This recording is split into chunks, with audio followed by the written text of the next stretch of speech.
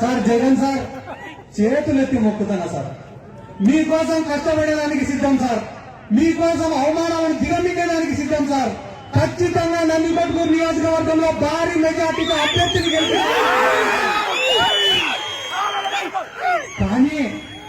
కానీ వచ్చే 5 సంవత్సరాలన్నా శత్రువుని తొక్కి కార్యకర్తని కాపాడేదానికి అవకాశం ఇవ్వమని చెప్పి నేను వచ్చే 5 సంవత్సరాలన్నా ఆ అవకాశం ఇచ్చి మమ్మల్ని నిలబెట్టమని చెప్పి కోరుకుంటున్నా సార్.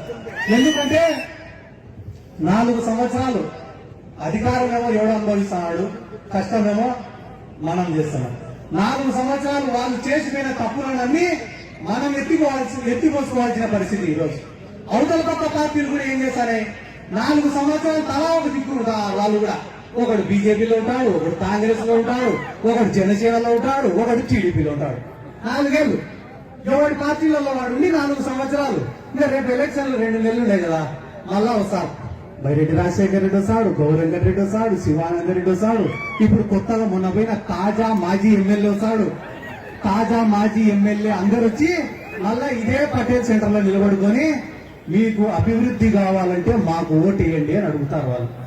అప్పుడు మీరేమడగల, ఇన్ని సంవత్సరాలు తిట్టుకొని కొట్టుకొని కేసులు నేర్పించుకొని నిన్న మొన్నటి వరకు కేసుల కోసం కోర్టు చుట్టూ తిరిగిన మీరు ఏ ముఖం పెట్టుకొని కలిసినారా అని ఒక్క మాట అడగండి అన్న, నా కోసం ఒకే ఒక్క మాట అడగండి. ఎందుకంటే కానీ వీళ్ళకేంలే ఈ రోజు ఏ గ్రామానికి పోయినా వైఎస్ఆర్ కాంగ్రెస్ పార్టీనే ఉందన్న. సచివాలయాలను చూస్తే గుర్తొచ్చేది వైఎస్ఆర్ కాంగ్రెస్ పార్టీ, ఆర్బీకేలను చూస్తే గుర్తొచ్చేది YSR Congress party, health centre ని చూస్తే గుర్తొచ్చేది YSR Congress party, mini godown ని చూస్తే గుర్తొచ్చేది వైఎస్ఆర్ కాంగ్రెస్ పార్టీ, జగనన్న కాలనీలను చూస్తే గుర్తొచ్చేది వైఎస్ఆర్ కాంగ్రెస్ పార్టీ, వాలంటీర్లను చూస్తే గుర్తొచ్చేది వైఎస్ఆర్ కాంగ్రెస్ పార్టీ, పెన్షన్ తీసుకున్నట్టు చూస్తే గుర్తొచ్చేది వైఎస్ఆర్ కాంగ్రెస్ పార్టీ, అసైన్మెంట్ పట్టాలు ఇచ్చింది వైఎస్ఆర్ కాంగ్రెస్ పార్టీ, లక్షల కోట్ల రూపాయల సంక్షేమ రూపకంలో ఇచ్చింది వైఎస్ఆర్ కాంగ్రెస్ పార్టీ, సురక్ష పేరిటిన సర్టిఫికేట్ ఇచ్చింది వైఎస్ఆర్ కాంగ్రెస్ పార్టీ, ఆరోగ్య సురక్ష కింద వైద్యం చేపించింది వైఎస్ఆర్ కాంగ్రెస్ పార్టీ. ఇన్ని రకాలుగా వైఎస్ఆర్ కాంగ్రెస్ పార్టీ మనకు మేలు చేస్తుంటే తెలుగుదేశం వాళ్ళు లాస్ట్ 2 నెలలు ఈ రోజు వచ్చి సంచులు ఎత్తుకొని వచ్చి నందికొట్కూరులో గెలుస్తామంటున్నారు. అది అయ్యేది లేదు, పోయేది లేదు, వాళ్ళు వచ్చేది లేదు, సచ్చేది లేదు. మళ్ళా చెప్పాలా, నాలో నిజాయితీ ఉన్నంత వరకు, నేను నిజాయితీగా ఉన్నంత వరకు, మీకోసం నిజాయితీగా పనిచేసినంత వరకు ఆ దేవుడు కూడా నా వెంట ఉంటాడని చెప్పి బలంగా నమ్ముతున్నాను. ఎందుకంటే ఈరోజు జగన్మోహన్ రెడ్డి గారు మన పైన ఒక పెద్ద బాధ్యత పెట్టారు. మొన్నటి ఎన్నికల్లో గెలిచి రాజకీయంగా నిలబడినాం. ఈసారి ఎన్నికల్లో గెలిస్తే రాజకీయంగా నిలదొక్కుంటాం. కాబట్టి ఈసారి మనకు అభ్యర్థిగా ఈ రోజుకి కూడా ఇంటి పట్టాలు కావాలని కొట్లాడుతున్నారు, 98 జీవో కింద ఉద్యోగాలు కావాలని కొట్లాడుతున్నారు, కేజీ రోడ్డు వేయాలని కొట్లాడుతున్నారు, మిట్టూరుకు లిఫ్ట్ ఇరిగేషన్ కావాలని కొట్లాడుతున్నారు, మండలంలో లిఫ్ట్ ఇరిగేషన్ కావాలని కొట్లాడుతున్నారు, కొత్తపల్లి మండలానికి లిఫ్ట్ ఇరిగేషన్ కావాలని కొట్లాడుతున్నారు, మా పంటలకు సాగునీరు కావాలని కొట్లాడుతున్నారు, నందికొట్కూరులో తాగునీరు కావాలని కొట్లాడుతున్నారు. ఇన్ని సమస్యలపైన అర్జీలు ఎత్తుకొని ముఖ్యమంత్రి గారికి నేలిస్తుంటే ఈ నందికొట్కూరులో మాత్రం ప్రోటోకాల్ కోసం కొట్లాడే పనికిమాలను ఉండాలి. పొద్దున్న లేచినప్పటి నుంచి తప్పుడు ప్రచారాలు, తప్పుడు కూతలు. ఏంటి తప్పుడు ప్రచారాలంటే ఈ వయసులో ఏమన్నా ముద్ర ఏమని చెప్పిన తట్టుకుంటా. ఇక్కడికి వచ్చిన వాళ్ళల్లో బీసీలు ఉన్నారు, ఎస్సీలు ఉన్నారు, మైనారిటీలు ఉన్నారు, ఓసీలు ఉన్నారు, పేదవాళ్ళు ఉన్నారు, డబ్బులున్న వాళ్ళు ఉన్నారు, రైతులు ఉన్నారు, వ్యాపారం చేసుకునే వాళ్ళు ఉన్నారు, ఉద్యోగస్తులు ఉన్నారు, విద్యార్థులు ఉన్నారు, అన్ని రకాల ప్రజలు కూడా ఇక్కడ ఉన్నారు. అందరూ కలుపుకొనే పోతున్నారు కదా. ఎంతో మంది ఎస్సీలు వాళ్ళ ఇళ్లకు ప్రేమగా పిలిచి నాకు కూడి పెడుతున్నారు కదా. అటువంటి తరుణంలో ప్రేమ ఉన్న ఈ నియోజకవర్గంలో, అంత ప్రేమ ఉన్న ఈ నియోజకవర్గంలో సిద్ధార్థ రెడ్డి గారు దళిత ఎమ్మెల్యేకు అవమానపరిచినారని చెప్పి రాష్ట్రం అంతా ఊదరగొట్టారన్న ఈ ఎదవాళ్ళు.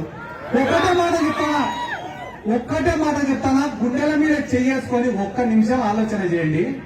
గడిచిన 5 సంవత్సరాలు, పోయినసారి ఎన్నికల్లో ప్రతి గడప తిరిగిన, ప్రతి ఊరికి వచ్చిన, ఒక్కొక్క ఊర్లో 10 మీటింగులు పెట్టినా, వైఎస్ఆర్ కాంగ్రెస్ పార్టీకి ఓటేమని అడిగినా, ఫ్యాన్ గుర్తుకు ఓటేమని అడిగినా, కానీ అధికారం వచ్చిన రోజు నుంచి ఈ రోజు వరకు మీ గ్రామాలకు నేను ఒక్కసారైనా వచ్చినాను? మీ గ్రామంలో జరిగే ప్రభుత్వ కార్యక్రమాలలో ఒక్కరోజైనా పాల్గొనేలా? ఏ రోజైనా ఎమ్మెల్యే వచ్చినప్పుడు అదే కార్యక్రమానికి అటెండ్ అయ్యి ఆ ఎమ్మెల్యే యొక్క హక్కులకు భంగం కలిగించినానా? రాలే. రాకుంటే ఏమో సిద్ధార్థ రెడ్డి కనపడటంలే, వస్తే ఏమో ఎమ్మెల్యే ప్రోటోకాల్ కి ఆటంకం కలిగించినాడని మాట్లాడుతున్నారు. నేను మహా అంటే 10 కార్యక్రమాలకు అటెండ్ అయ్యిందా? ఆ 10 కార్యక్రమాలకు కూడా ఎందుకు అటెండ్ అయినా తెలుసా? నేను మిట్టూరుకు అనిల్ కుమార్ యాదవ్ గారిని పిలుచుకొని వచ్చిన. దేనికోసం పిలుచుకొని వచ్చిన? ఆయన ఇరిగేషన్ శాఖ మంత్రి.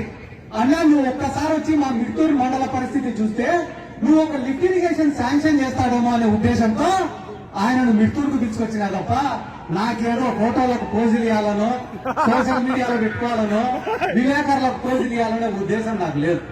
మినిస్టర్ ఆర్కే రోజా గారిని పిలుచుకొని వచ్చిన నందిపేటకి. ఎందుకు పిలుచుకొని వచ్చిన?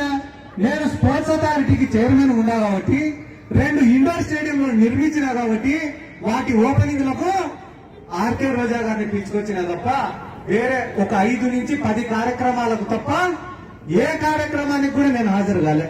ఆ 5 కార్యక్రమాలు 10 కార్యక్రమాలలో కూడా శిలాఫలకాలలో ఎమ్మెల్యే పేరుంది. ప్రోటోకాల్ ప్రకారం ఎమ్మెల్యేను పిలిచినారు. కానీ మనకేం కావాలా?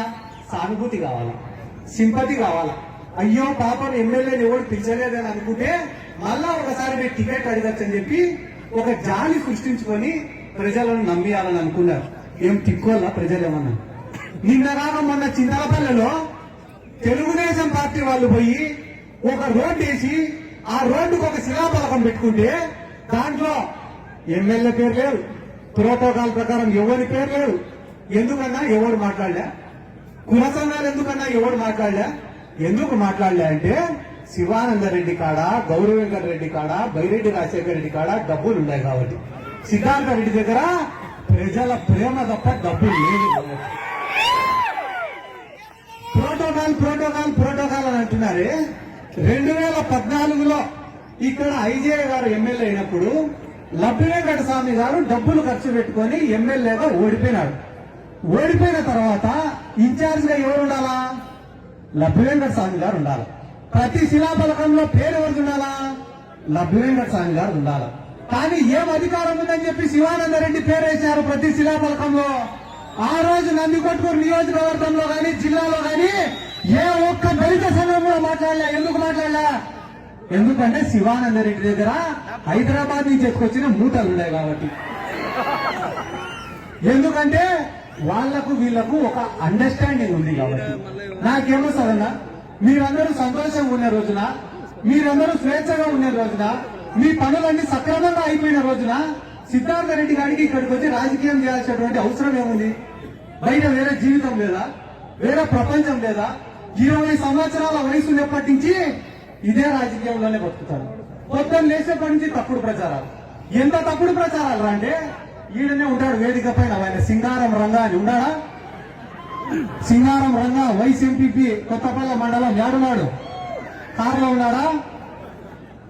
నా ముందరే ఇక కూర్చొని ఉన్నాడు. ఒకరోజు కూర్చొని ఉంటే స్పృహ తప్పి కింద పడిపోయినాడు. నేనే హాస్పిటల్కి తీసుకుపోయినా.